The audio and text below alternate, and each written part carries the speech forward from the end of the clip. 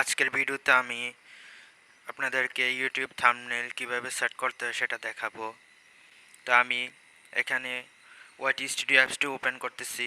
Open করার পর আপনাদের কাছে এরকম ইন্টারফেস শো করবে, এরকম ইন্টারফেস আসবে।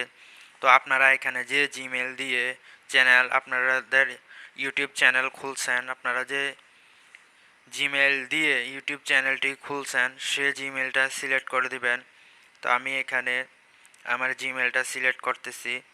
আমি যে জিমেল দিয়ে চ্যানেল খুলছি সেই জিমেলটা এখানে সিলেক্ট করতেছি। করার পর এখানে আপনাদের এরকম ইন্টারফেস শো করবে। এখান থেকে আপনারা স্লাইড করে তারপরে এখানে গেট স্টার্টের উপর টাচ করবেন।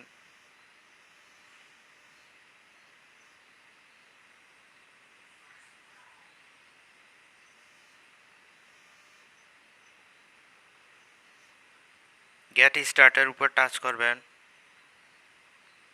টাচ করার পর এখানে এরকম ইন্টারফেস আসবে। আসার পর আপনারা কন্টেন্ট এর উপর টাচ করবেন। কন্টেন্ট লেখা আছে, এই কন্টেন্টের উপর টাচ করবেন।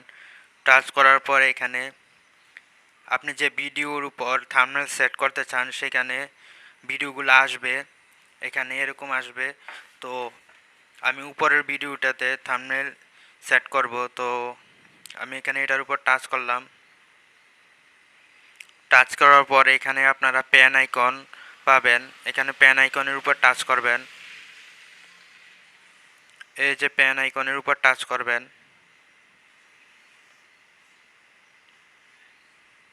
তারপর আবার এখানে প্যান আইকনের উপর টাচ করতে হবে।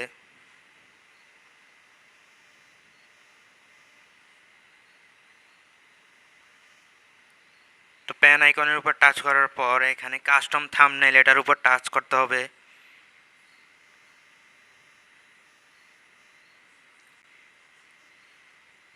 টাচ করার পর আপনি এখান থেকে যেটা থাম্বনেল হিসাবে সেট করতে চান সেটার উপর টাচ করবেন।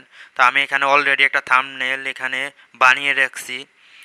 তো আমি এই থাম্বনেলটা সিলেক্ট করতেছি।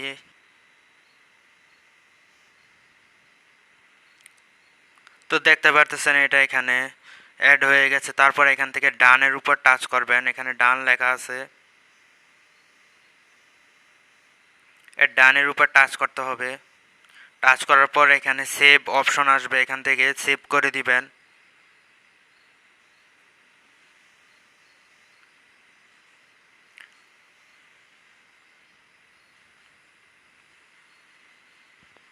দেখেন এটা এখানে সেভ হয়ে গেছে।